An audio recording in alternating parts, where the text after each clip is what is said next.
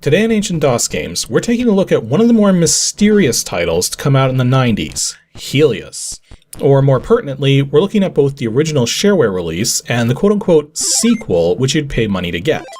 The thing is, while these games don't play like anything too unusual on the surface, if their origins are to be believed, then all bets are off as to how these games originally came to be. So I'm not going to focus on the backstory of the development of these games until later in the video, but I have a theory which may actually be more interesting than the story told by the author of these games.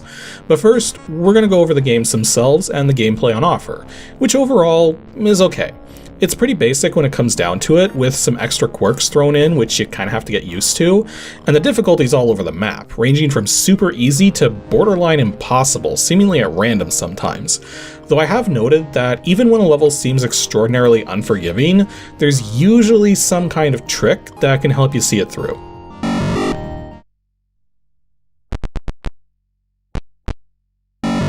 Helious and Helios II were originally developed by a supposedly unknown party, though it would be one Sean Puckett who would discover them, tweak them, and release them under his Albino Frog Software label back in 1993, and they're both one-player action games. They support all the common 320x200 video modes of the time, from CGA up to MCGA, but only support the PC speaker for sound effects. The Helios 2 has some ad-lib music, all subpar renditions of classical music, but the first Helios game has no music. As for the current release date, both parts of the game have been freeware for quite some time now, and a simple place to get them both is the DOS Games website at www.dosgames.com. However, I will point out that I believe there might be different versions of these games floating around out there. As I've noted, the copy on my 2000 hit games collection that we've been going through on Shovelware Diggers has fewer graphical issues than the version I downloaded. Now, in terms of physical copies, I seriously doubt there's any floating around out there anymore, given that this game was only ever available through mail order, as was typical for indie shareware titles at the time. The gameplay of both Helios and Helios II is mostly identical between the two, so I'm kind of going to be grouping them both together as I talk about them, but you can tell which is being shown, not only by if you're hearing music or not, but because the gems in the first Helios look like hexagonal cut stones, while the gems in Helios II are circular with an inverted gradient. But in any case, when you start each game, you're dropped into a menu where you can select the stage you want to play by rotating a sort of tentacle made out of balls. Now, both games have 9 stages in total, with the first Helios also having special symbols on this menu that you can cycle between with the Z and Shift keys, whereas the second Helios simply shows colored rectangles and also has this weird effect with the selector where every time it rotates a particular amount in a single direction, it starts resisting movement for a second, but it otherwise works the same way. The object of each stage is to collect all of the gems and then capture the flag, which you accomplish by controlling what is effectively a weird sort of balloon, which uses its own supply of air for propulsion. By holding an arrow key down, you'll see a stream of air push out from the opposite side, accelerating the balloon in the direction that you want. As you release more and more air, though, the balloon gets smaller and smaller. So to ensure you don't run out, you'll often find air pumps strewn throughout a stage, which you can hover over top of to get more air. But just like a real balloon, you can only put so much air in before it explodes. But then if the balloon runs out of air, it also explodes somehow? I don't know. A few stages are passive challenges to find the gems without running out of air, often having to intentionally release air to squeeze through tight passages, but most stages also incorporate enemies to deal with. With one exception, both Helios games have the same kinds of enemies: turrets which shoot bullets straight forward, eye turrets which shoot bullets in one of 5 directions, and missiles which actively try to track your position, but can only change direction when they newly come in contact with the edge of a wall, often leading them to getting confused on corners depending on where you are. Helios 2 also has spinning triangles, which can either be stationary or will have a constant velocity and trajectory and thus bounce around, often back and forth along a straight line. The trick, though, is that nothing in the game is immediately fatal. Whereas a real balloon would disappear at the first touch of something sharp, the Helios balloon simply loses some air while destroying whatever it is it touched, provided it was an actual enemy.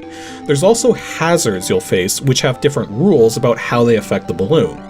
This includes sharp objects, which rapidly deplete air from the balloon while in contact, marble scattering devices, which shoot little marbles in all directions, which don't hurt the balloon but affect its trajectory on contact, as well as symbol walls, which block the paths you need to take and are destroyed by shooting down matching symbol beacons placed elsewhere in a level. Though many levels also have portals you have to deal with.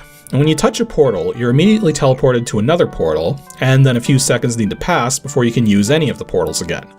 The tricky thing here is that while most portals link back and forth, there is the occasional exception, but they're few and far between. Actually, one of the levels is just one giant portal maze, which, yeah, I could show you a map I made of this portal maze, but there's a way easier solution. Just decide whether you want to go clockwise or counterclockwise to each portal in sequence, and always do that, except the first 2 times you enter a room with 3 portals, where the room above has only 1 portal on the bottom left, and the room below has only 1 portal on the top right, reverse your direction for that room.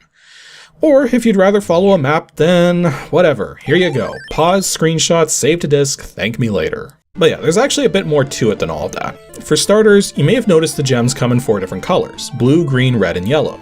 The blue gems don't have any special effects, but all the other gems do. Green gems give you a special electric attack you can fire with the shift key, red gems give you a bouncing ball attack you can fire with the spacebar, while yellow gems inflate your balloon all the way to its maximum size. In regards to the weapons you get though, there's a couple things to keep in mind. Firstly, they each have limited ammo, somewhere between 40 and 50 shots per gem picked up. But there's no limit as to how much of each kind of ammo you can have, as far as I can tell, so don't worry about capping out on shots if you pick up multiple green and red gems. The other thing though is that when you fire one of these weapons, the shot goes in the same direction you're moving in, but only just slightly faster. So if you're trying to clear a path ahead, then you need to lay down a few shots well in advance. The better thing to do, especially against turrets, is to carefully set yourself up in a safe spot, accelerate briefly, fire, then brake so as not to enter the turret's line of fire. Oh yeah, the brakes. An often forgotten feature is that you do not need to use your air to slow down. And normally when you bounce off of a wall in this game, you only lose a tiny bit of momentum, but you can slow yourself down fairly quickly by holding the Z button down. Well, it doesn't work instantly, but doesn't use any air, and doesn't require any precision to pull off. So if you find yourself losing control at any moment, just slam on those brakes. They're also really useful when trying to squeeze through tight spaces right at the point where your balloon's just small enough to fit through. Now granted, you shouldn't be losing control at any moments anyways, because the name of this game is Patience. Well, I mean, no, the name of the game is Helios. What I mean is that you have to be patient to play this game. There's numerous spots through most of the levels where trying to go fast is going to get you killed. So it's important to take your time and plan your moves carefully. There are occasions where you'll need to go fast or do things quickly, but more often than not, going slow is way safer and way easier. The other trick too is that not every level has air pumps to use, in which case you need to rely on the yellow gems to refill your air, meaning you have to get smart about when to collect them, since once the yellow gem is collected, you can't collect it again, meaning if your balloon was already pretty full, or if the next place you need to go is a tight corridor, then you're wasting the air that yellow gem could have given you if you waited until a more appropriate moment. And there's a few instances where yellow gems are placed early in a level, but it's actually smarter to leave them be until you actually need them. Regardless though, you do have to get them to clear these levels. Though that's where things deviate between the two games. In the first game, when you collect all the gems then pick up the flag, you'll see a symbol appear. And to beat the first game, you have to punch in the correct symbols for each level. Now, this isn't a random pattern, meaning once you know the combination, you can literally beat the game without actually playing it. And because there's 9 stages and 9 different symbols, none of which repeat in the sequence, it's possible to brute force it once you get it down to a certain point. And once you have only 1 level left to clear, then there's only 1 possibility. 2 levels left have 2 possibilities, 3 levels left have 6 possibilities, 4 levels left have 24 possibilities, and that's probably about the limit you'd want to try to tackle, as the number of combinations gets staggering afterwards, and without knowing what any of the symbols are ahead of time, you're looking at 362,880 possibilities. So yeah, have fun trying to brute force that. In any case, the instant you put in the correct combination, you'll see a sort of ending play out. It's nothing too ridiculous, but just to save the suspense, I'm not going to show it here. However, this only affects the first game. The second game has no ending. When you collect a flag in the second game, nothing happens. And even when you go back to the menu, nothing's changed. I mean, sometimes when you go back to the menu, you'll see one of the orbs in the selection thing pop out of place, but this is a bug with the way sprite ordering is handled, and can happen whether you beat a level or not. Heck, even when I was testing out the EGA mode, I managed to get it to trigger a couple times just by entering a stage and almost immediately exiting, and that was in the first game. And even then, if you change any of the symbols on the menu in the first game, then go play a level, your symbol adjustments will be gone when you return. This all kind of leads into the backstory of how this game came to be, so... If the game's author, Sean Puckett, is to be believed, then he didn't actually make this thing. Well, not entirely anyways. The story he tells in the game's built-in documentation is that one stormy night he looks outside, finds that his entire house is being bathed in green light, and decides to make a run for it. As soon as he leaves his house, though, he's confronted by an exact copy of himself with its hands stretched out. And then he blacks out. When he comes to, he's still out of the house, but decides to go back in, search the place out, then eventually notices that there's a sort of green slime on his computer's keyboard and disk drive, which is rapidly evaporating. And looking at the screen, he notices a directory he didn't put there himself. When Sean opens the directory, he finds an executable for this game and the entirety of the source code and assets. Well, he decides to show it to some friends who naturally don't believe him about the origin of the game, but feel that the gameplay itself is pretty cool. And so Sean decides to split the contents of the game in two, add some PC speaker sound effects, plop some music into the second half of the game, add in the story instructions in an order form, place a couple title sequences in, and after a mere 8 days of work, he's got a game that's ready to distribute and sell as shareware. So, the question now becomes, did any of that really happen? Was Sean visited by a UFO who gave him software to distribute or sell or whatever? Did he encounter a copy of himself? Was there really green slime on his computer that faded into nothing, and yet somehow his computer worked while that slime was present? But the funny thing is, I don't actually doubt that Sean believes the story he tells. I just don't think he interpreted the events correctly. So here's the thing. There's a number of clues here which suggests that everything in this game, every aspect of it, was made by Sean himself.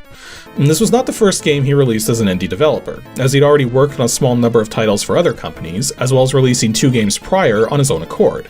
Connects, which is kind of like Pipe Dream, and Galacta: The Battle for Saturn, which is kind of like Galga. The thing is, when you look at both of those games, you're going to notice that Sean likes dithering. And what's important about that is that dithering is ultimately an algorithm, meaning different software does it differently. But when you take the dithering patterns for the CGA, EGA, and MCGA graphics in his games and compare them to the dithering patterns seen here in Helios, it's all identical. Okay, sure, that could just mean alien replicant Sean was using the same software. Doesn't prove anything.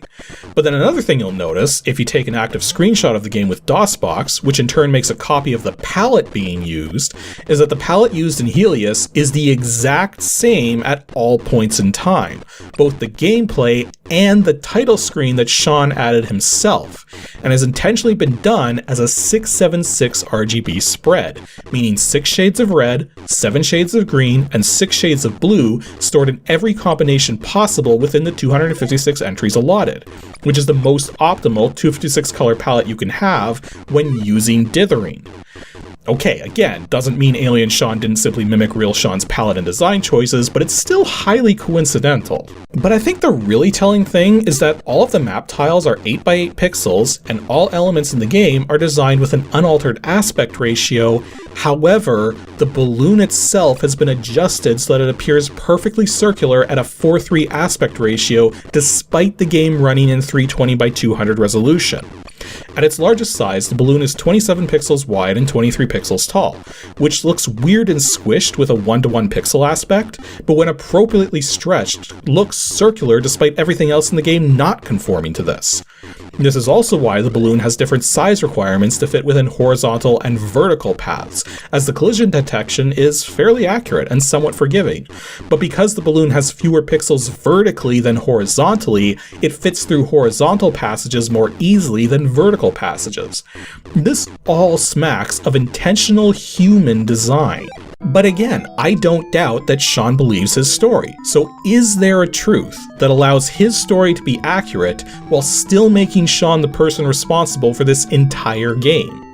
Believe it or not, yes. I believe Sean did make this game unknowingly and possibly due to a multiple personality disorder of some sort. I mean, think about it. If you were a software developer with a second personality occasionally asserting itself with all the same skills, that personality may decide to make a game with those skills. And is your dominant personality going to notice? Probably not. I mean, let's be real. How often do you visually scan the contents of your entire computer to make sure some weird folder or file you don't recognize hasn't appeared out of the ether? Yeah, not very often, if ever. All of the work on this could have been hiding in plain sight, ignored because you wouldn't normally be looking for this kind of thing. But then, how does this explain the green light and Sean running into a copy of himself, blacking out and then waking up outside? Well, simple. Falling asleep to an intense dream and sleepwalking. In fact, the dream itself might have been Sean's brain trying to clue him into the fact that there was indeed a second Sean calling the shots, and the dream might have been a call for help, or a means to reconcile, recombine, merge back into one personality, who knows? And as for the green slime, that might have just been a visual hallucination, given the surge of adrenaline from believing all of that was happening and then not having fully woken up yet, especially since said green slime seemed to rapidly dissolve into nothing. However, I think the most pertinent detail is simply the fact that the game's not finished. Sean seemed to have no idea that he was making this game himself, and when his dominant personality finally became aware of it, thanks to the ridiculousness of his dreams and sleepwalking beforehand, he figured it was an alien code and thus didn't want to mess with it to any huge extent to give people the authentic experience.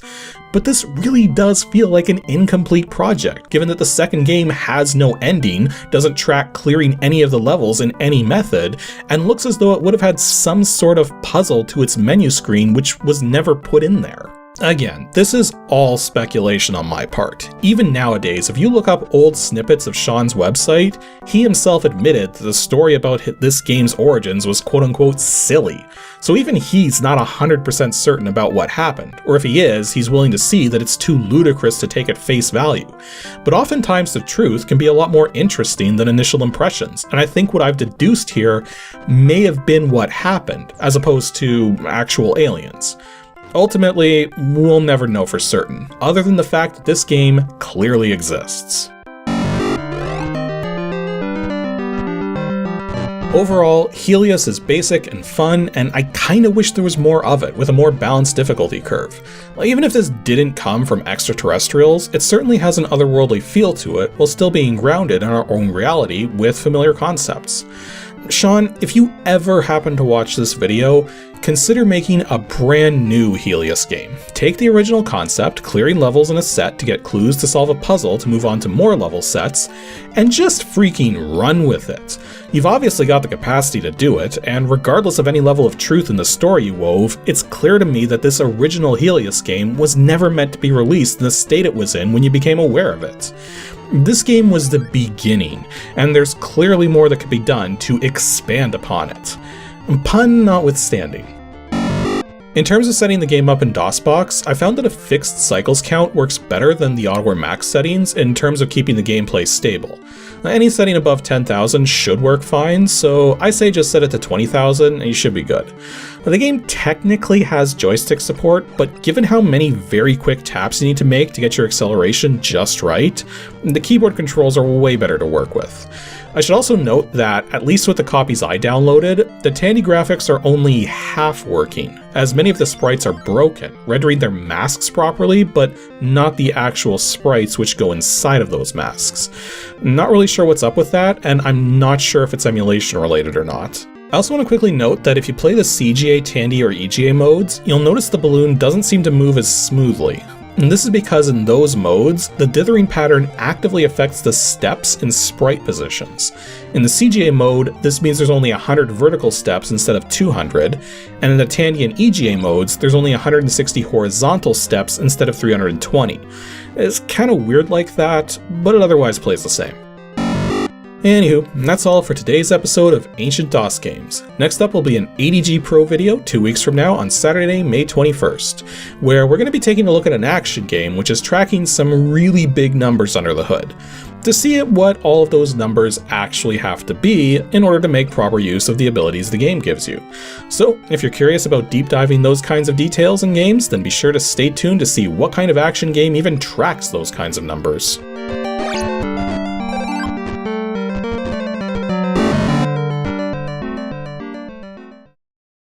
Thanks for watching, everyone, and extra special thanks to everyone supporting me on Patreon. Here's just a small selection of you guys.